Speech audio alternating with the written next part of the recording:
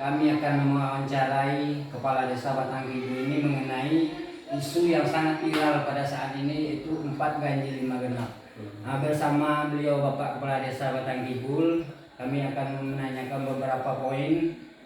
Di antaranya mungkin langsung aja Pak Kades, kami akan menanyakan itu apa asal usul dari 4 ganjil 5 genap ini. Silakan Pak Kades. Ya, kalau dinamakan 4 ganjil 5 genap, kalau menurut adat itu yang dinamakan 4 itu, kalau menurut adat itu ganjil, salah. Sumbang. Sumbang itu bermacam-macam sumbang. Sumbang penglihatan, sumbang pendengaran, sumbang pekerjaan. Ini termasuk sumbang penglihatan. Kalau menurut adat itu didenda oleh adat. Tautan, kambing siku beras 100 kantang. Beras 20 kantang. Beras 20 kantang.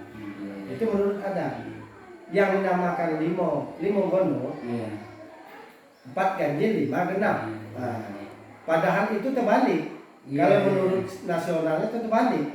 Seharusnya kan 4 ini yang genap, yang 5 yang ganjil. 5 yang ganjil. Tapi di sini itu yang menjadi menjadi tanda tanya bagi kita. Padahal seharusnya kan 4 ini yang genap, 5 yang ganjil. Makanya ini yang jadi tanda tanya.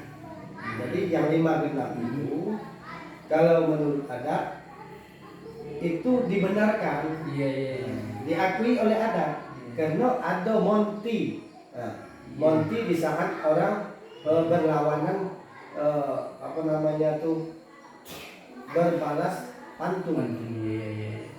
Jadi monti itu boleh diterangkan? Ya, kalau menurut bahasa adat dan tradisinya, monti itu adalah kalau dibandingkan dengan nasionalnya itu pengawal.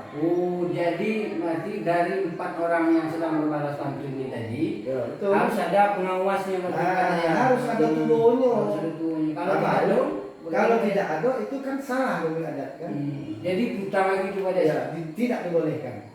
Kalau ada limo, ada tubuhnya, ada montinya, ada pengawalnya, baru dipisahkan oleh adat. Itu tidak apa-apa, dijalankan oleh anak ponakan di tradisi desa masing-masing. Cukup menarik ini pemirsa pembincangan kita dengan Pak Kades Batang Kidul ini. Boleh kita teruskan Pak Kades? Oke. Jadi bagian dari 4 ganjil 5 genap ini tadi, apa isinya Pak Kades? Mungkin ada apakah pepatah, atau mungkin bincang-bincang, atau mungkin nyanyian, tembang, atau bagaimana Pak Kades? Yang 4 ganjil 5 genap itu ada 2 sisi. Pertama, guna yang 4 ganjil 5 genap itu tadi itu kan kalau dahulu zaman dahulu. Kalau sekarang kan negara ini sudah maju. Kalau dulu jual kertas tidak ada, jual pena pun sudah ada. Jadi tidak ada untuk tempat ngirim surat. Ngirim surat sama kekasih kita itu tidak ada. Maka di sini ada 4 momen untuk menyampaikan isi hati. Tradisinya ada istiadat itu. Sangat menarik. Berbalas pantun. Jadi intinya berbalas pantun. Isi dalam pantun itu menunjukkan isi hati kita terhadap yang kita cintai. Sangat menarik sekali. Jadi dengan adanya 4 ganjil 5 genap ini, maka terjadilah seorang suami dan seorang istri. Diawali dengan perkenalan ini melalui 4 ganjil 5 genap ini Pak Kades. Jadi tidak menutup kemungkinan terjadinya pernikahan dari 4 ganjil ini Pak Kades setelah perkenalan itu tadi ya. Iya, bisa terjadi. Kalau tidak ada itu diadokan, mungkin tidak ada pernikahan antara anak belakang itu.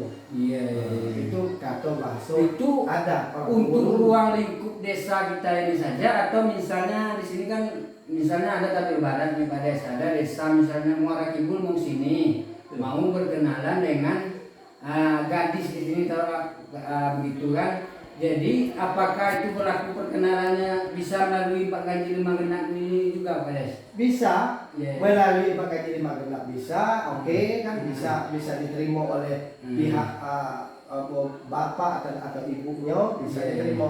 Dan juga ada lagi sisi lain namanya bertandang. Jadi bujang dengan gadis itu bertandang. Iya, iya. Itu luar dari konteks empat ganjil lima genap.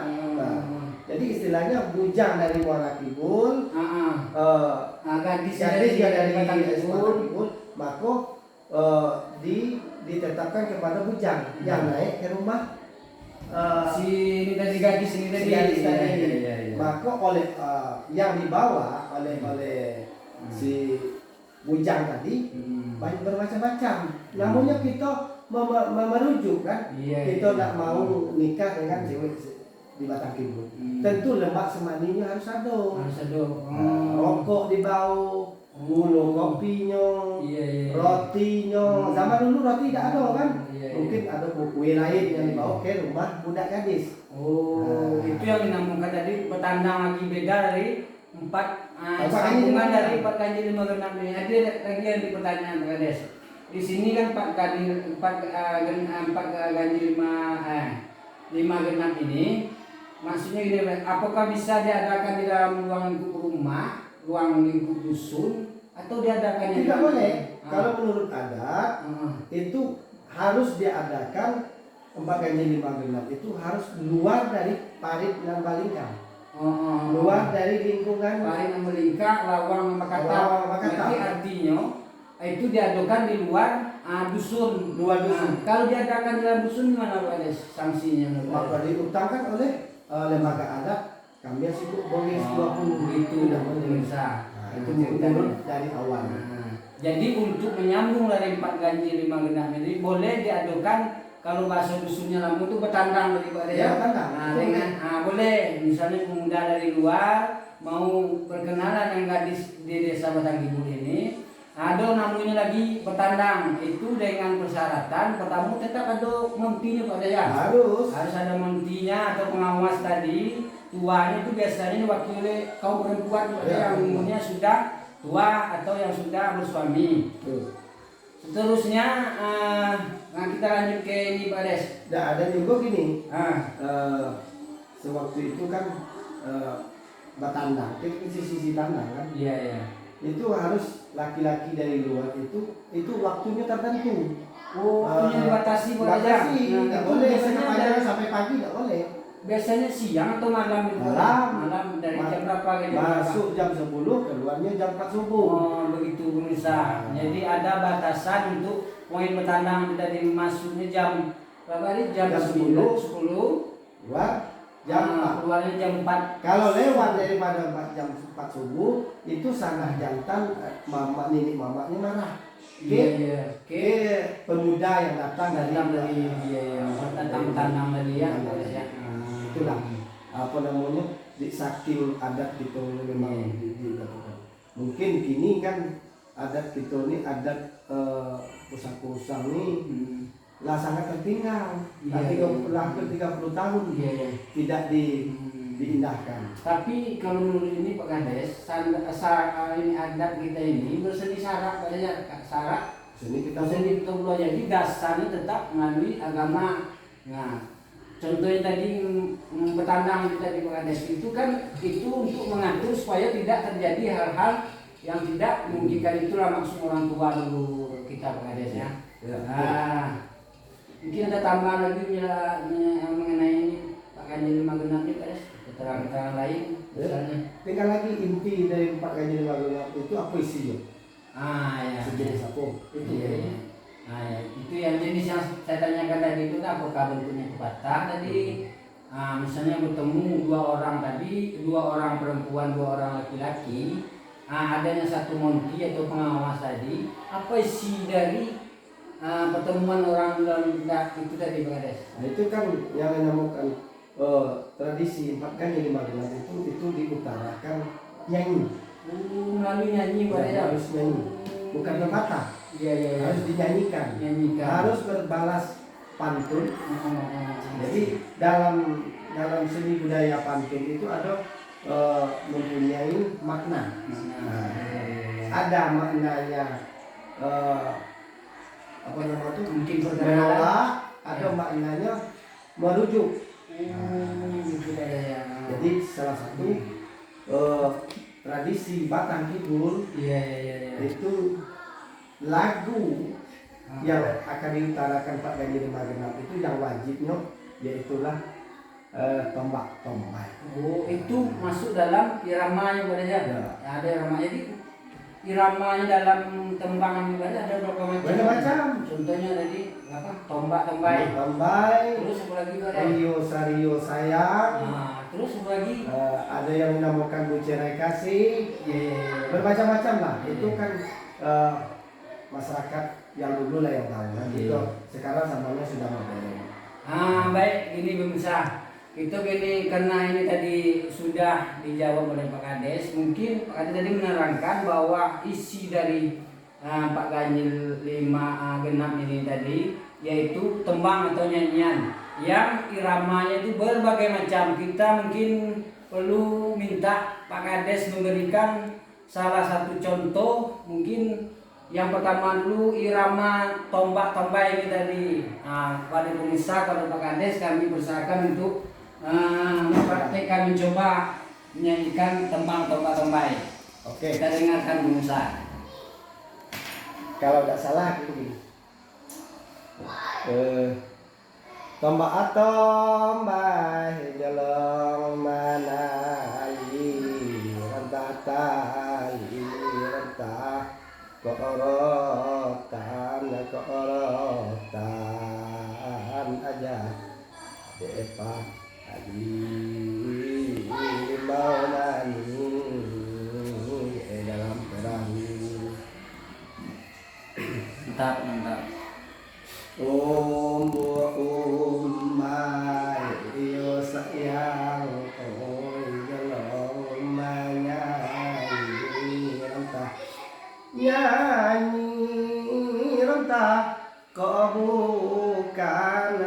bukan aja dea adi maklum kami dea belum tahu. Mantap sekali. Itu tadi salah satu contoh dari tembang tombak apa?